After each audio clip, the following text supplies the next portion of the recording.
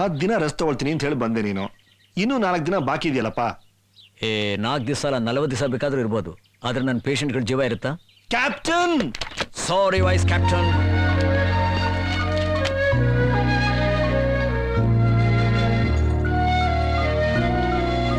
ಅರ್ಜೆಂಟಾಗಿ ಬನ್ನಿ ಅಂತ ಊರಿನ ಮೆಸೇಜ್ ಬಂದಿದೆ, ಅದಕ್ಕೆ ನಾನು ಹೋಗ್ತಾ ಇದ್ದೀನಿ. ಬರ್ತೀನಿ. ತುಂಬಾ ಸಂತೋಷ.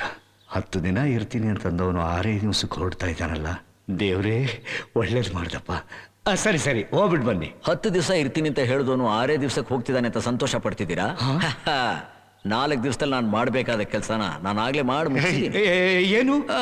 ಆನೆ ಮನೆ ಗೂನು ವಾಣಿ, ಅವತ್ತು ರಾತ್ರಿ ನಾವು ಇಬ್ರು ಮೀಟ್ ಮಾಡಿ ಮಾತಾಡಿದ್ವಲ್ಲ ಲವ್ ವಿಷಯ, ಅದು ನಿಮ್ಮ ಅಪ್ಪನ ಹತ್ರ ಹೇಳಿದ್ರ? ಏನೇ ಲವ್? ಹೌದು, ಅದಕ್ಕೆ ಪರ್ಮಿಷನ್ ನೀವು ತಾನೇ ಕೊಡ್ಬೇಕು. ಎಷ್ಟು ಧೈರ್ಯ ನಿನಗೆ? ನನ್ನ ಮಗಳ ಲವ್ ವಿಷಯನ ನನ್ನ ಎದುರುಗಡೆನೆ ಹೇಳ್ತಾ ಇದೀಯ? ಇದ್ರಲ್ಲಿ ಧೈರ್ಯದ ವಿಷಯ ಏನ್ ಬಂತು? ನಿಮ್ಮ ಮಗಳ ಪ್ರೀತಿ ವಿಷಯನ ನಿಮ್ಮ ಹತ್ರ ಹೇಳಿದೆ, ಕನ್ನಡ ಪ್ರಭಾ, ಉದಯವಾಣಿ, ಪ್ರಜಾವಾಣಿ ಎಲ್ಲ ಹಾಕ್ಸಕ್ಕಾಗುತ್ತೆ? ಓ ರಮೇಶ, ಅದಕ್ಕೆ ಹೇಳಿದ್ದು ವಯಸ್ಸಿಗೆ ಬಂದಿರೋ ಹೆಣ್ಮಕ್ಳು ಮನೇಲಿದ್ದಾಗ ಇಂಥವ್ರ ಮನೇಲಿ ಇಟ್ಕೋಬಾರ್ದು ಅಂತ. ನನ್ನ ಮಾತು ಕೇಳ್ದ ನೀನು? ಬರೀ ಕಣ್ಣಲ್ಲೇ ಹುಡುಗಿರನ್ ಕೊಲ್ಲೋ ಕೆಪಾಸಿಟಿ ಇರೋ ನೀವು ಸಾಂಗು ಫೈಟು ಅಕ್ರೋಬ್ಯಾಟಿಕ್ ಅಂತ ಮಾಡಿ ಇದ್ದ 6 ದಿವಸದಲ್ಲಿ ಎಲ್ರನ್ನೂ ಮರಳು ಮಾಡ್ಬಿಟ್ಟ. ನಮ್ಮ ಪುಣ್ಯ ಒಬ್ಬಳು ಬಿದ್ಲು. ಮನೆಯವರೆಲ್ಲ ಬಿದ್ದಿದ್ದಿದ್ರೆ ನಾವೆಲ್ಲ ಲಬ ಲಬ ಲಬೋ ಅಂತ ಬಾಯಿ ಬಡ್ಕೋಬೇಕಾಗಿತ್ತು. ಅಷ್ಟಕ್ಕೆ ಸಂತೋಷ ಪಡಿ. ಇವನು ಯಾರು, ಯಾವ ಊರು, ಯಾವ ಕುಟುಂಬಕ್ಕೆ ಸೇರಿದವನು ಅಂತ ಗೊತ್ತಿಲ್ಲ. ಬಂದು 1 ವಾರ ಆಗಿಲ್ಲ, ಅವನ ಮೇಲೆ ಲವ್ ನನಗೆ. ಯಾಕೊಳ್ಳೆ ಆತರ್ಗೆಟ್ಟ ಆಂಜನೇಯ ಆಡ್ದಾಗ ಆಡ್ತೀರಾ?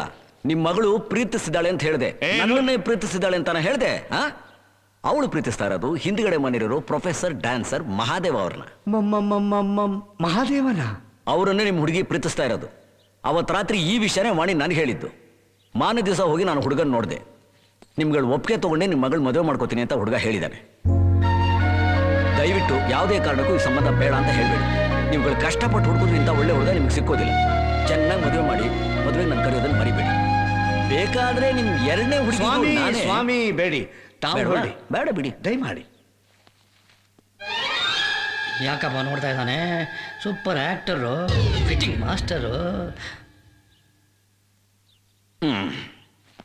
ಅಮ್ಮ, ಯಾಕಮ್ಮ ಪಾಪ ನಿಮ್ಮ ಯಜಮಾನ್ರನ್ನ ಹೆದರಿಸ್ತೀರಾ? ರಾತ್ರಿ ಮಲಗಿರುವಾಗ ನಿಮ್ಮ ಮುಖ ದೆಬ್ಬದ ಹಾಗೆ ಭಯಂಕರವಾಗಿರುತ್ತೆ ಅಂತ ನಿಮ್ಮ ಯಜಮಾನ್ರು ಹೇಳಿದ್ರು. ತುಂಬಾ ಹೆದರಿರೋರು ನಿಮ್ಮ ಯಜಮಾನ್ರನ್ನ ಯಾಕಮ್ಮ ಹೆದರಿಸ್ತೀರಾ? ಮಲಗುವಾಗ ದೇವ್ರ ಕುಂಕುಮನೂ ವಿಭೂತಿನೂ ಹಚ್ಕೊಂಡು ಮಲಗಬಾರ್ದಾ? ವಿಭೂತಿ ಹಚ್ಕೊಂಡು ನನ್ನ ಹೆಂಡತಿ ಮಲಗಿದ್ರೆ ಕೊಳತ ಹೆಣ ತರ ಇರ್ತಾಳೆ. ಸರ್, ಇದು ಜಾಸ್ತಿ ಆಯ್ತು. This is too much, too much. ನಿಮ್ಮ ಹೆಂಡತಿ ವಿಷಯದಲ್ಲಿ ನೀವು ಈ ರೀತಿ ಯೋಚನೆ ಮಾಡೋದು ತಪ್ಪಾಗುತ್ತೆ ಸರ್. ಅಪ್ಪ, ನಿನ್ನ ಸರ್ವಾಂಗಗಳಿಗೂ ಸಾಷ್ಟಾಂಗ ನಮಸ್ಕಾರ ಕಣಯ್ಯ. ಬೇಡವಾ? ಬೇಡ ರಾಜ. ನೀವು ಮನಸ್ಸಲ್ಲಿ ಅನ್ಕೊಂಡಿದ್ದು ಹೇಳೋದು ಬೇಡವಾ? ಬೇಡಣ್ಣ, ಬೇಡ ಬೇಡ ಬಿಡಿ. ಏನ್ರಿ ಅದು? ಯಾರು ಅಂತ ಗೊತ್ತಾ? ಕಳ್ಳ ನನ್ನ ಮಗನೇ. ಬಲ್ ನನ್ನ ಮಗನು ನಿಮ್ಮ ಮಾವ. ನನ್ನ ಮುಂದೆ ನಾವು ಹೆಂಡತಿ ಜೊತೆ ಮಾಡ್ಬಿಟ್ಬಿಡ್ತೀನ? ಇಡೀ ಫ್ಯಾಮಿಲಿನೇ ಸ್ವಲ್ಪ ಪ್ರಾಬ್ಲಮ್. ನಿಮಿಷ. ಏನಿದು? ಒಬ್ಬಟ್ಟು. ಓಹೋ, ಕರ್ನಾಟಕ ಯಾತಕ್ಕೆ ಫೇಮಸ್? ಅದು ನನ್ನ ಬ್ಯಾಗಲ್ಲಿ. Very good. ಯಾಕೆ ಅಡ್ಡಲ್ಲಾಗಿದ್ದೀರಾ? ಮತ್ತೆ ಹೇಳೋದೊಂದು ಮಾಡೋದೊಂದು.